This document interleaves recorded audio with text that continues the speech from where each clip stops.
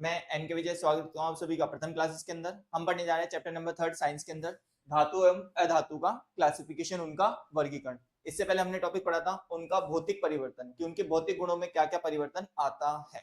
आज हम पढ़ने जा रहे हैं उनके रासायनिक गुणों में क्या क्या परिवर्तन आएगा। तो देखिएगा, अपना टॉपिक है रासायनिक गुणों में परिवर्तन। यस,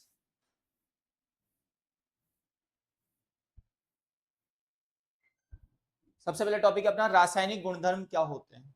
वो प्रॉपर्टीज जो क्या होती है, नॉन रिवर्सिबल, जो लौट के वापस नहीं आती है, जिनमें अगर एक बार उनके सूत्र में परिवर्तन हो जाता है तो उसको हम दोबारा वापस से प्राप्त नहीं कर सकते हैं, वो कहलाता है रासायनिक परिवर्तन। तो रासायनिक परिवर्तन में हम सबसे पहले पढ़ेंगे उनके धातुओं का वायु में दहन करने से क्या होता है। अगर हम उनकी ऑक्सीजन के साथ रिएक्शन करवाते हैं, ऑक्सीजन के साथ अगर उनका रिएक्शन होगा तो क्या बनेगा। तो इसका एक फॉर्मेट अपने पास में है, याद कर लीजिएगा। इसका हमने लिया सबसे पहले मेटल। क्या लिया हमने? मेटल। इसकी रिएक्शन किसके साथ कराई हमने? ऑक्सीजन के साथ, O2। क्या बन गया यहां से? Metal oxide. ऐसे ही हमने क्या लिया? नॉन मेटल, और इसके साथ रिएक्शन कराई ऑक्सीजन के साथ। क्या बन जाएगा इससे? Non metal oxide. याद रखिएगा, जब धातु की ऑक्सीजन के साथ अभिक्रिया होती है तो इससे बनता है धातु ऑक्साइड, और जब अधातु की ऑक्सीजन के साथ अभिक्रिया होती है तो उससे बनता है अधातु ऑक्साइड। जो ये धातु ऑक्साइड होता है, इसका नेचर कैसा बताया था आप लोगों को सेकंड चैप्टर में? बेसिक। और इसका नेचर कैसा है अपने पास में? एसिडिक। याद रखेंगे, जब धातु की ऑक्सीजन के साथ अभिक्रिया होती है तो क्या बनता है? धातु ऑक्साइड। और उसका नेचर कैसा है? बेसिक इन नेचर, क्षारीय गुणधर्म दर्शाता है। और नॉन मेटल ऑक्साइड अगर ऑक्सीजन के साथ रिएक्शन करेगा तो क्या बनेगा? Non metal oxide. और इसका नेचर कैसा हो जाएगा? एसिडिक, अम्लीय। तो देखिए, फॉर एग्जांपल हमने लिया मैग्नीशियम। इसकी रिएक्शन हमने कराई ऑक्सीजन के साथ। किसके साथ कराई? ऑक्सीजन के साथ। तो यहां से बन गया मैग्नीशियम ऑक्साइड। और इसका नेचर कैसा हो गया अपने पास में? मेटल ऑक्साइड का बेसिक इन नेचर, जो क्षारीय प्रकृति का होगा। तो यही चीज हम यहां पे पढ़ेंगे, देखिएगा। देखिए लिखा हुआ है एक्टिविटी 3.8 के अंदर, आपने देखा है कि वायु में चमकदार श्वेत ज्वाला के साथ मैग्नीशियम का दहन होता है। अभी पढ़ा था हमने मैग्नीशियम का दहन, मैग्नीशियम Mg, जो अपना सिंबल क्या है? Mg।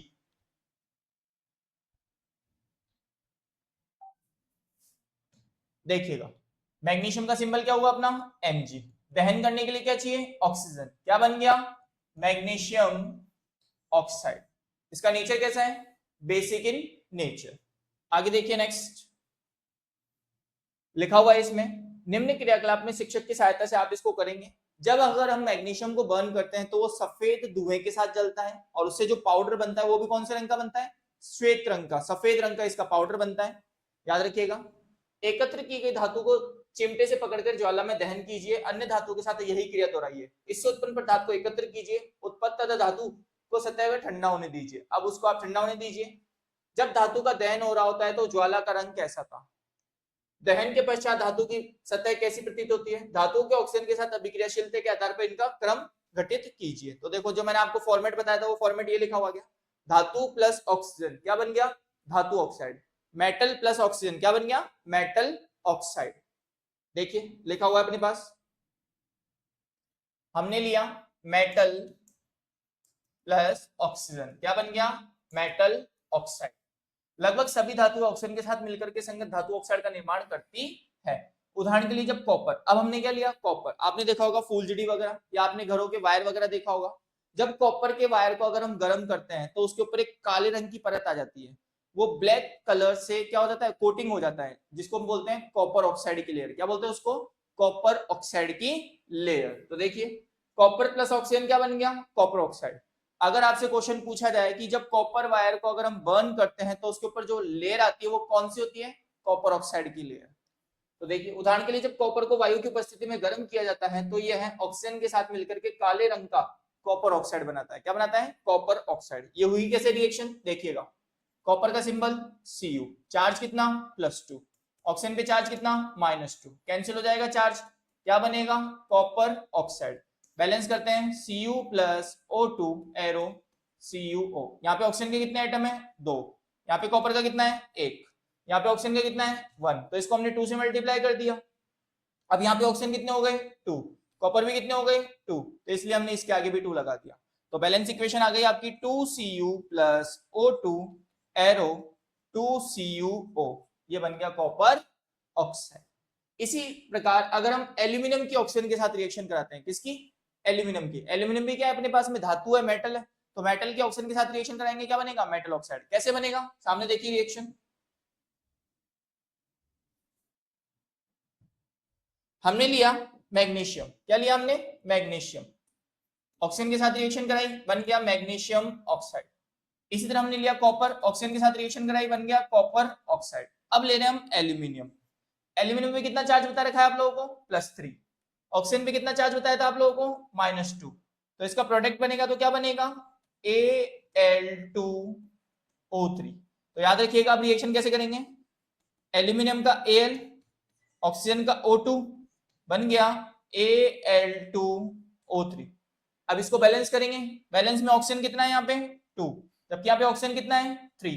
तो 2 और 3 की टेबल में कौन सी डेट सेम आती है? 6।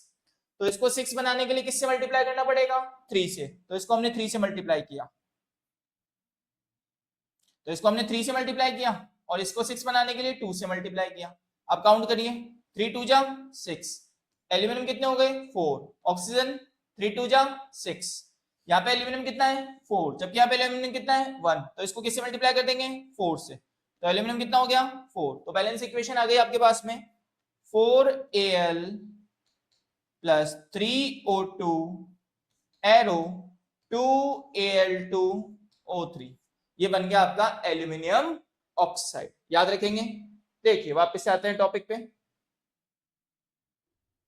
तो ये आ गया आपका एल्यूमिनियम ऑक्साइड। अगर हम एल्यूमिनियम के कितने आइटम? 4, ऑक्सीजन के 3, तो यहाँ पे बन जाएगा 2Al2O3। इसी तरह कॉपर ऑक्साइड हाइड्रोक्लोरिक अम्ल से कैसे अभिक्रिया करता है? हम जानते हैं कि धातु ऑक्साइड कैसी प्रकृति का है? क्षारीय, जो मैंने आप लोगों को बताया था। हमेशा जितने भी मेटल ऑक्साइड होते हैं कौन सा नेचर शो करते हैं? Basic in nature. कौन सा शो करते हैं? Basic in nature.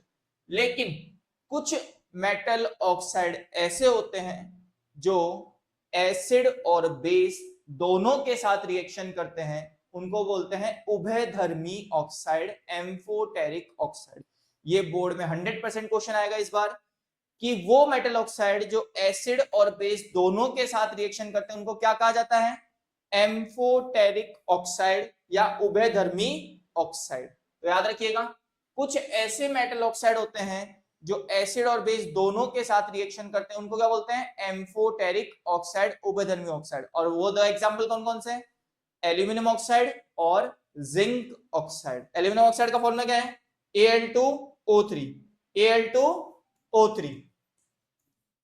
और जिंक ऑक्साइड का ZnO। ये दोनों ही क्या करते हैं अपने पास में? एसिड और बेस दोनों के साथ रिएक्शन करते हैं। कैसे करते हैं? देखिएगा रिएक्शन। देखिए रिएक्शन क्या है अपनी। हमने लिया सबसे पहले एल्यूमिनियम ऑक्साइड, इसकी रिएक्शन कराई एसिड HCl के साथ। किसके साथ? HCl के साथ। तो होगा क्या? आप सबने फॉर्मेट पढ़ा है, एसिड प्लस बेस हमेशा क्या बनता है? Salt plus water. तो यहां से एक चीज तो कंफर्म निकल गई, पानी, वाटर बाहर निकल गया। अब इसको बैलेंस करेंगे, कैसे करेंगे? देखिएगा यहाँ पे Al है, Al है, O है, कितने? 3, CH कितना है? 1, और Cl। तो हमने क्या किया? ऑक्सीजन के 3 एटम है तो इसको हमने 3 से मल्टीप्लाई कर दिया। यहाँ पे 3 वाटर के मॉलिक्यूल बाहर निकाल दिए। अब उसके लिए हाइड्रोजन कितने चाहिए? 6, तो इसको हमने 6 से मल्टीप्लाई कर दिया। तो ये HCl HCl HCl HCl HCl, hydrogen plus oxygen, hydrogen plus oxygen, hydrogen plus oxygen. कितने वाटर के मॉलिक्यूल? 3। अब रिमेनिंग Al कितने Cl को लेके जाएगा? 3, क्योंकि इसकी वैलेंसी कितनी होती है? 3। तो क्या बन जाएगा? 2AlCl3। ये तो हो गई एल्यूमिनियम ऑक्साइड की किसके साथ? एसिड के साथ रिएक्शन। ऐसे हम इसके साथ रहेंगे बेस के साथ। तो देखिएगा ये रही आपकी रिएक्शन, एल्यूमिनियम ऑक्साइड की HCl के साथ रिएक्शन हुई तो बन जाएगा 2AlCl3 प्लस 3H2O। अब इसके हम बेस के साथ रिएक्शन करेंगे, बेस क्या लिया हमने NaOH। तो देखिए एल्यूमिनियम ऑक्साइड की बेस कौन सा लिया NaOH, इसके साथ रिएक्शन कितने मॉलिक्यूल 2। कैसे बनेगा देखिए सामने Al O कितने हैं 3, 2 यहां से टोटल कितने हो गए 5O, Na कितना है 2 और H कितना है 2, तो यहां से 2 हाइड्रोजन और 1 ऑक्सीजन, क्या निकल गया H2O, क्या निकल गया H2O। अब रिमेनिंग क्या बचा Na के 2 एटम, Al के 2 और ऑक्सीजन के टोटल 4, तो सब में से 2 कॉमन आ गया, यहाँ पे जाएगा 2NaAlO2, इसको बोलते हैं सोडियम एल्यूमिनेट। क्या बोलते हैं इसको सोडियम एल्यूमिनेट। तो क्वेश्चन यही आता है पेपर में कि वो कौन सा मेटल ऑक्साइड है जो एसिड और बेस दोनों के साथ रिएक्शन करता है। तो आपको याद रखना है एल्यूमिनियम ऑक्साइड और जिंक ऑक्साइड। जिंक की भी रिएक्शन हम देख लेते हैं, आपकी बुक में दे नहीं रखी, देखिएगा जिंक हमने लिया ZNO, एसिड लिया HCl, वही सेम, तो यहां से 2 हाइड्रोजन 1 ऑक्सीजन को लेके चला गया, निकल जाएगा H2O, बच क्या गया Zn और Cl2, तो बन जाएगा ZnCl2।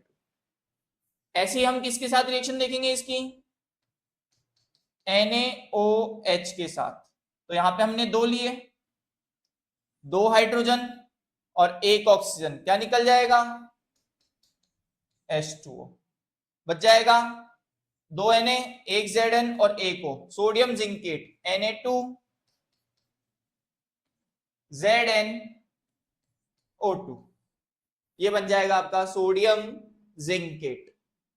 तो इस तरह से एसिड और बेस के साथ जो मेटल ऑक्साइड रिएक्शन करता है वो कौन है एल्यूमिनियम ऑक्साइड और जिंक ऑक्साइड। इस साल बोर्ड में आपके लिए मोस्ट टॉपिक। आगे देखिए नेक्स्ट स्टेप ना, ये देखिए लिखा हुआ है, लेकिन एल्यूमिनियम ऑक्साइड और जिंक ऑक्साइड ऐसे कुछ धातु ऑक्साइड अम्लीय तथा क्षारीय दोनों प्रकार का व्यवहार दर्शाते हैं। ऐसे धातु ऑक्साइड को अम्ल तथा क्षारक दोनों से अभिक्रिया करा करके लवण तथा जल का प्रदान किया जा सकता है, उनको हम बोलते हैं उभयधर्मी ऑक्साइड। अम्ल तथा क्षारक के साथ एल्यूमिनियम ऑक्साइड की रिएक्शन, ये दोनों रिएक्शंस मैंने आपको बताई अभी। आगे देखिए नेक्स्ट है, अधिकांश धातु ऑक्साइड जल में अघुलनशील होते हैं।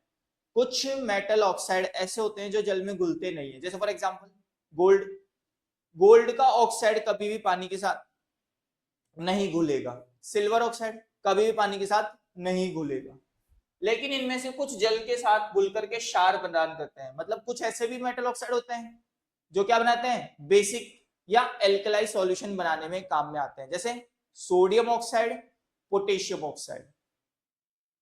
सोडियम ऑक्साइड एवं पोटेशियम ऑक्साइड निम्न प्रकार जल में घुल करके क्षार प्रदान करते हैं। अब मेटल ऑक्साइड कौन सा लिया हमने सोडियम ऑक्साइड। सोडियम ऑक्साइड का फॉर्मूला Na2O, वाटर का H2O।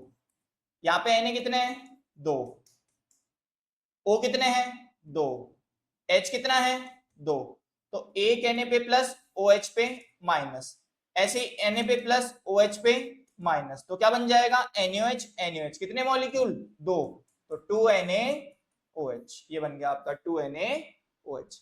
ऐसे हम किसके साथ रिएक्शन करेंगे इसकी K2O के साथ, तो क्या बनेगा पोटेशियम ऑक्साइड लिया हमने, पानी लिया, तो K कितने हैं 2, O कितने हैं 2, H कितने हैं 2, तो K पे कितना है +1, इस पे भी +1, OH पे कितना होता है -1, OH पे कितना है -1, तो यहां से K और OH क्या बन जाएगा 2KOH। तो कुछ मेटल ऑक्साइड ऐसे होते हैं जो एल्कलाई सॉल्यूशन बनाने में काम में आते हैं, बेस बनाने में काम में आते हैं। कौन कौन से हैं 2KOH और 2NaOH। हमने देखा कि ऑक्सीजन के साथ अभिक्रिया सभी धातु एक ही दर से अभिक्रिया नहीं करती है, विभिन्न धातु ऑक्सीजन के साथ विभिन्न क्रियाशीलता प्रदर्शित करती है। अब हर एक मेटल की ऑक्सीजन के साथ रिएक्टिविटी सेम नहीं होती है। कुछ मेटल तो ऐसे होते हैं जो हाईली रिएक्टिव होते हैं ऑक्सीजन के साथ, और कुछ मेटल ऐसे होते हैं जो लो रिएक्टिव होते हैं, और कुछ मेटल ऐसे होते हैं जो रिएक्शन शो नहीं करते। किसके साथ? ऑक्सीजन के साथ। तो देखिए कौन कौन से हैं। फॉर एग्जाम्पल आपको रिएक्टिविटी सीरीज याद होगी, इसके लिए मैंने पढ़ाया था आप लोगों को, के, Na, Ca, Mg, Al, Zn, Fe, Sn, Pb, H, Cu, Hg, Ag, Au, Pt। याद करिए, केदारनाथ का माली आलू जरा फीके से पबाता है, क्योंकि हर अलग आलू पड़ता। तो सबसे ज्यादा जो रिएक्टिव एलिमेंट है वो कौन है? Na और K। सबसे लीस्ट रिएक्टिव एलिमेंट कौन से हैं? Ag, Au और Pt। सिल्वर, गोल्ड और प्लेटिनम। सिल्वर Ag, गोल्ड हो गया आपके पास में Au और प्लेटिनम Pt। तो ये कुछ एलिमेंट्स हैं जो ऑक्सीजन के साथ रिएक्टिविटी दिखाते हैं। तो इसमें से सोडियम और पोटेशियम ऑक्सीजन के साथ क्या होते हैं? हाईली रिएक्टिव होते हैं। क्या होते हैं? Highly reactive. अगर इनको, सोडियम को ऑक्सीजन के साथ खुला छोड़ दिया जाता है तो ये क्या हो जाता है? ब्लास्ट हो जाता है। क्यों? सोडियम एक्सप्लोजिव नेचर शो करता है, तुरंत ऑक्सीजन के साथ रिएक्शन करता है और ब्लास्ट हो जाता है। इसीलिए सोडियम को कहां रखा जाता है? केरोसिन ऑयल में डिप करके रखा जाता है। मिट्टी के तेल में इसको डिप करके रखा जाता है। क्यों करते हैं? क्योंकि केरोसिन ऑयल में ऑक्सीजन प्रेजेंट नहीं होती है। याद रखिएगा, क्वेश्चन पूछा जा सकता है कि वो कौन सा मेटल है जिसको केरोसिन ऑयल में डिप करके रखा जाता है? तो सोडियम। कौन सा है? सोडियम। क्यों? क्योंकि वो एयर के साथ, मॉइस्चर के साथ या पानी के साथ क्या करता है? तुरंत अभिक्रिया करता है और जो ब्लास्ट हो जाता है। तो देखिएगा, विभिन्न धातु ऑक्सीजन के साथ विभिन्न क्रियाशीलताएं प्रदर्शित करती है। पोटेशियम तथा सोडियम आगे लिखा हुआ। जैसी कुछ धातु इतनी तेजी से अभिक्रिया करती है कि खुले में रखने पर आग पकड़ लेती है, इन्हें सुरक्षित रखने के लिए, आकस्मिक आग से रोकने के लिए केरोसिन ऑयल में डुबोकर रखा जाता है। किसमें रखते हैं? केरोसिन ऑयल में इसको डुबो करके रखा जाता है। ऐसे ही कुछ मेटल है, मैग्नीशियम, एल्यूमिनियम, जिंक, लेड आदि धातुओं की सतह पर ऑक्साइड की परत चढ़ जाती है। ऑक्साइड की यह परत धातुओं को पुनः ऑक्सीकरण से संचारित करती है, उसको रोकती है, मतलब उसका संचारण होने से बचाती है। गर्म करने पर आयरन का दहन तो नहीं होता है, लेकिन जब बर्नर की ज्वाला में पूर्ण लोहा चूर्ण डालते हैं तो वह तेजी से जलने लगता है। कॉपर को दहन नहीं होता है, लेकिन वह कॉपर ऑक्साइड की काले रंग की परत बनाता है। सिल्वर, गोल्ड अत्यंत अधिक ताप पर भी ऑक्सीजन के साथ अभिक्रिया नहीं करते हैं। ये क्वेश्चन आ चुका है कि वो कौन से मेटल है जो ऑक्सीजन के साथ रिएक्शन नहीं करते हैं? सिल्वर और गोल्ड। कौन सा है? सिल्वर और गोल्ड ऑक्सीजन के साथ रिएक्शन नहीं करते हैं। याद रखेंगे। चलिए, एक टॉपिक है एनोडाइजिंग। एनोडाइजिंग मींस एनोडीकरण क्या होता है?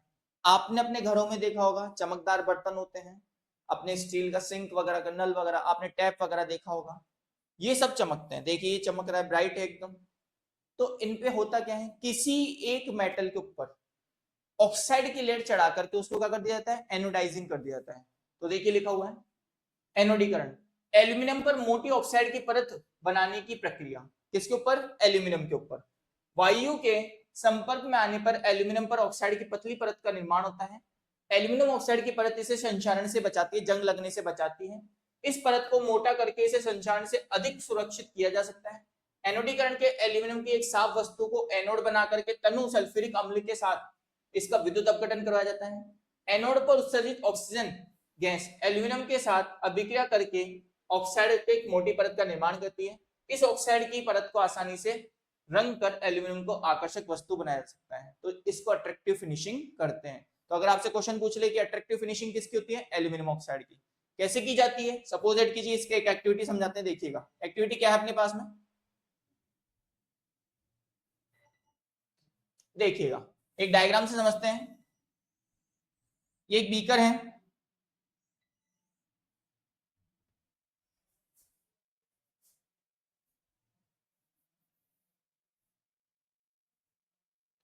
जिसमें हमने क्या लगा दिए? दो इलेक्ट्रोड लगा रखे हमने, एक कैथोड और एक एनोड।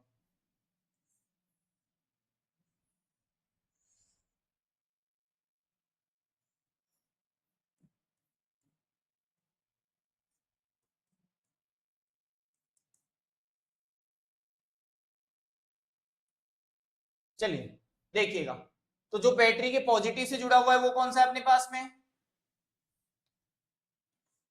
कैथोड, और एक हो जाएगा एनोड। तो ये तो हो गया आपका कैथोड नेगेटिव वाला, और ये हो जाएगा एनोड आपका पॉजिटिव वाला। अब हमारे को किसके ऊपर परत चढ़ानी है? एल्यूमिनियम के ऊपर। तो हमने एल्यूमिनियम को कहां लगाया?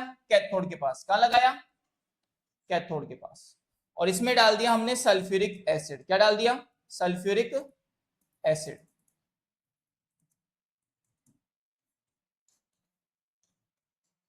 जैसे ही इसके अंदर इलेक्ट्रिसिटी पास होगी तो यहां से H2SO3 और ऑक्सीजन का आइटम अलग हो जाएगा। कौन सा आइटम अलग हो जाएगा? ऑक्सीजन का आइटम। वो ऑक्सीजन का आइटम क्या करेगा? इस एल्यूमिनियम के ऊपर चिपकने लग जाएगा।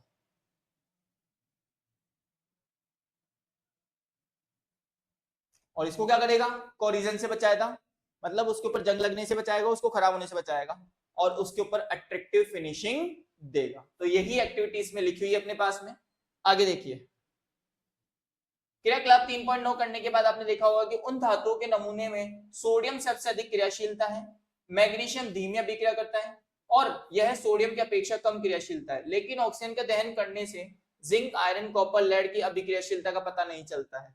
कुछ और अभिक्रियाएं देख करके हम इन धातुओं की क्रियाशीलता का क्रम बनाते हैं। धातुएं जब जल के साथ अभिक्रिया करती है, पहले हमने पढ़ा मेटल की किसके साथ रिएक्शन? ऑक्सीजन के साथ। अब हम पढ़ने जा रहे हैं कौन सा? धातुओं की जल के साथ अभिक्रिया। अब यहाँ पे कुछ धातुएं जो होती है वो तो किसके साथ रिएक्शन करती है? हॉट वाटर के साथ। कुछ धातुएं होती है जो कोल्ड वाटर के साथ रिएक्शन करती है, ठंडे पानी के साथ अभिक्रिया। और कुछ धातुएं ऐसी होती है जो पानी की वाष्प, जो वाटर वेपर के साथ रिएक्शन करती है। तो वो कौन कौन सी है देखिएगा। हमने लिया है कि यहाँ पे कांच का तंतु जल में जो भीगा हुआ है, इसको हम बर्नर से बर्न कर रहे हैं, गर्म कर रहे हैं। यहाँ पे कोई मेटल है अपने पास में, यहां से अपने पास में क्या निकल रही है? गैस निकल रही है। उस गैस को हमने कहा भेजा? पानी के अंदर। और कौन सी गैस निकली? वो H2 गैस। तो ये हुआ कैसे देखते हैं।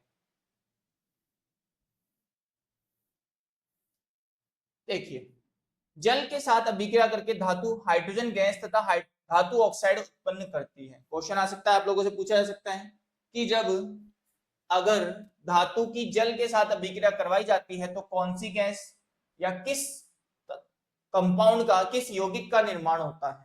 आपको याद रखना है कि जब धातु की जल के साथ अभिक्रिया करवाई जाती है तो हाइड्रोजन गैस बाहर निकल सकती है, और अगर यौगिक पूछे तो क्या बनेगा? धातु ऑक्साइड। क्या बनेगा? धातु ऑक्साइड। जो धातु ऑक्साइड जल में घुलनशील है, जल में घुल करके धातु हाइड्रोक्साइड प्रदान करते हैं, लेकिन सभी धातुएं जल के साथ अभिक्रियाएं नहीं करती है। तो याद रखना कौन सा है? मेटल प्लस क्या बनेगा?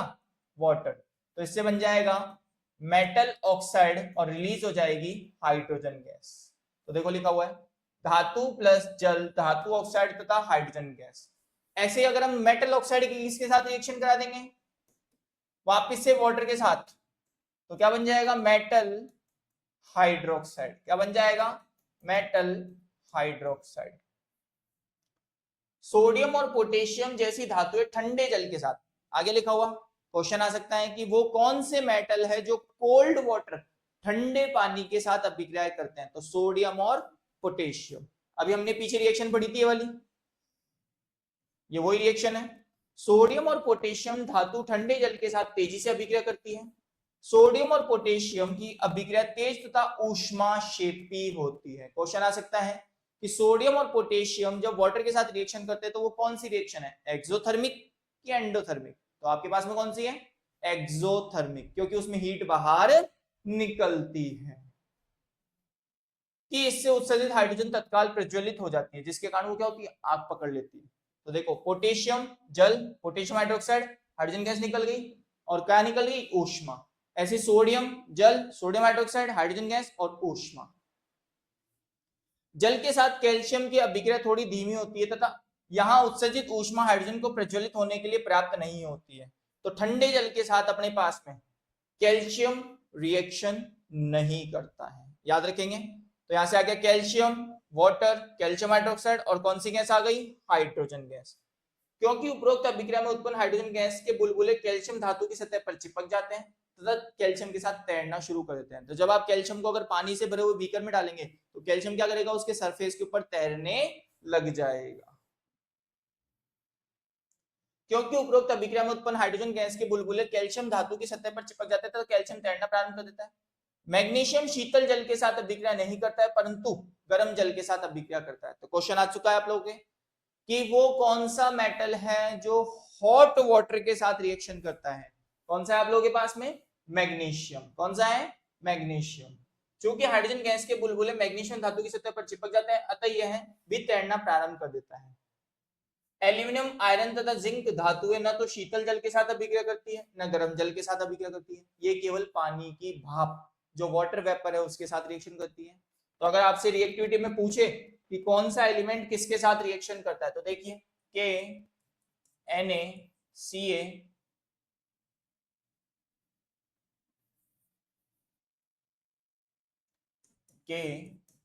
Na Ca Mg Al Zn Fe Sn Pb H Cu Hg Ag Au और Pt। तो ये दोनों तो किसके साथ रिएक्शन करते थे? कोल्ड वाटर के साथ।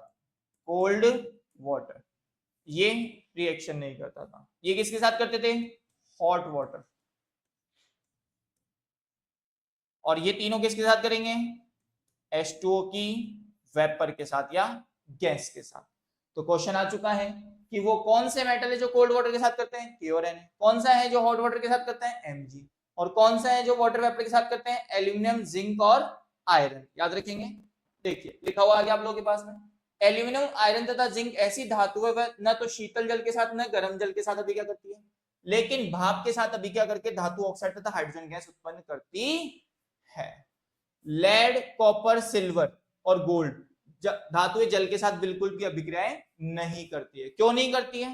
क्योंकि जो वाटर होता है उसके अंदर हाइड्रोजन इन एलिमेंट्स को रिप्लेस नहीं कर पाता है क्योंकि हाइड्रोजन के कंपेयर में क्या होती है? लेस रिएक्टिव होती है। क्या होती है? लेस रिएक्टिव होती है।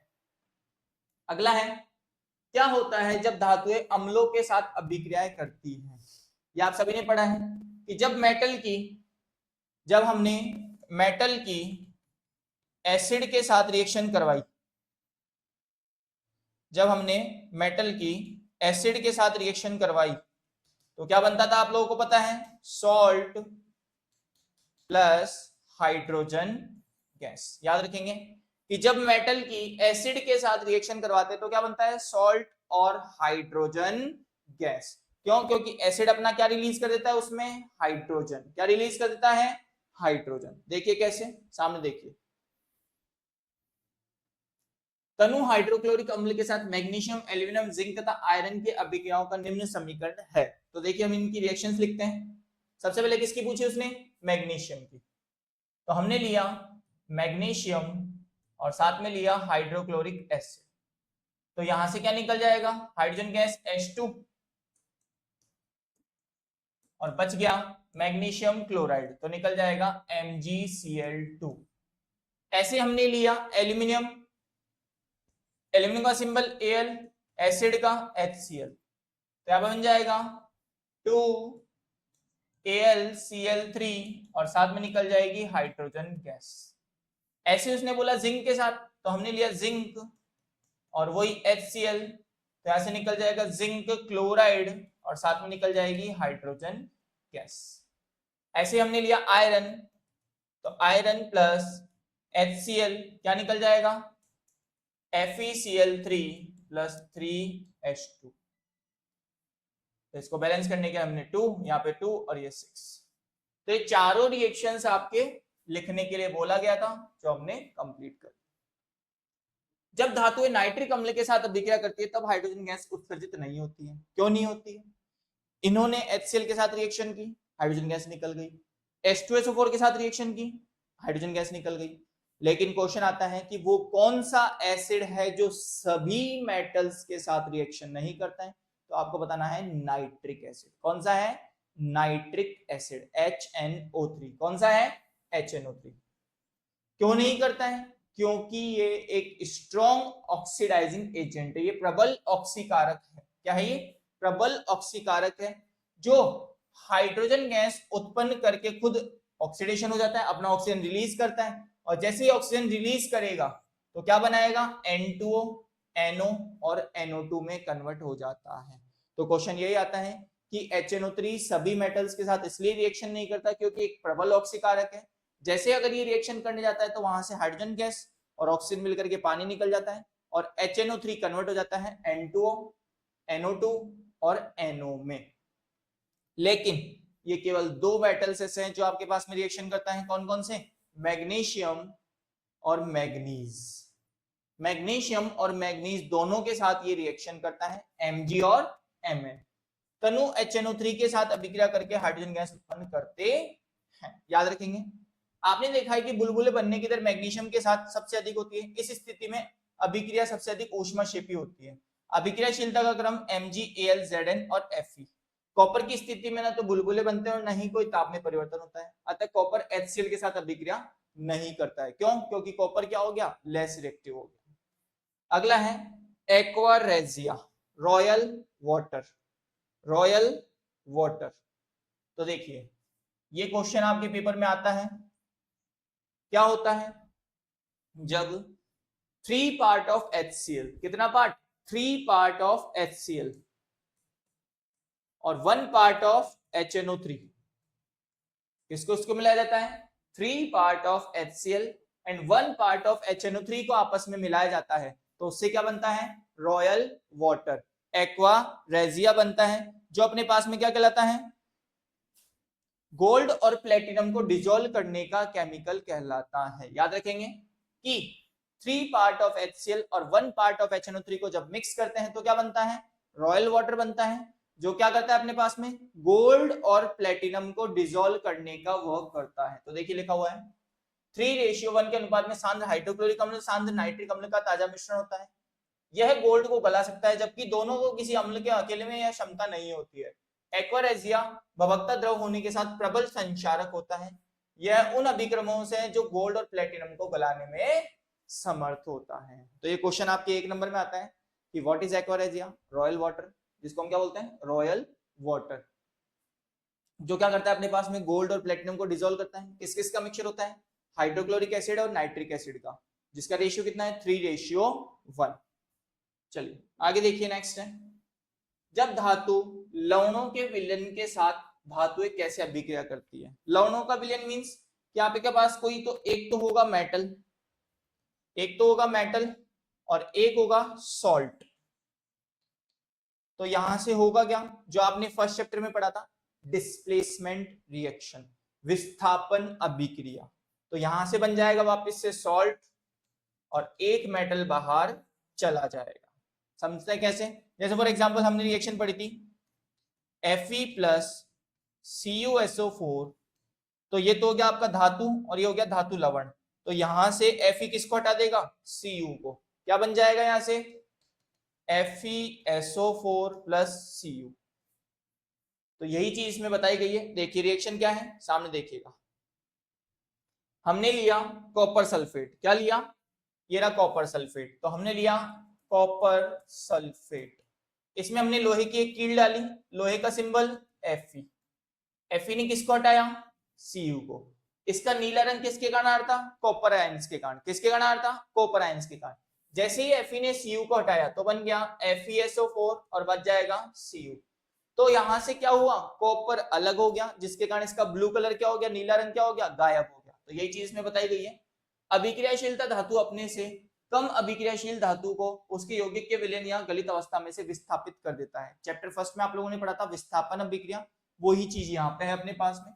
पिछले खंड में हमने देखा था कि सभी धातुएं की अभिक्रियाशीलता समान नहीं होती है। हमने ऑक्सीजन जल तथा अम्ल के साथ अभिक्रिया धातुओं की क्रियाशीलता की जांच की है, लेकिन सभी धातुएं इन अभिक्रमकों के साथ अभिक्रिया नहीं करती है। इसलिए हम सभी धातुओं के नमूनों की क्रियाशीलता का अवरोही क्रम में अध्ययन नहीं कर सकते हैं। तो अब यहां से हम क्या करेंगे, जैसे हमने लिया मेटल A, तो देखिए आ गया धातु, यह आ गया कोई धातु का विलयन, यहां से बन गया धातु A और धातु B, जो आपके पास में इस एक्टिविटी में मैंने आपको बताया है। अगला है एक्टिविटी सीरीज। रिएक्टिविटी सीरीज जो मैंने आपको लिखवाई थी वही सीरीज यहाँ पे लिखी हुई है, देखो KNaCaMgAlZnFeSn। अब यहां से आपके गायब कर रखा है टिन को, KNaCaMgAlZnFe, यहाँ पे आ जाएगा अपने पास में SN, PbHCuHgAgAu और लास्ट में आ जाएगा आपके पास PT। ये आपकी टोटल रिएक्टिविटी सीरीज है, जिसको याद करने की ट्रिक मैंने आपको बता रखी है। केदारनाथ का माली आलू जरा फीके से पबाता है, क्योंकि हर अलग आलू पड़ता। ये आपकी पूरी रिएक्टिविटी सीरीज है, जिनमें तत्वों को उनकी क्रियाशीलता के क्रम में दर्शाया गया है। तो सबसे ज्यादा जो क्रियाशील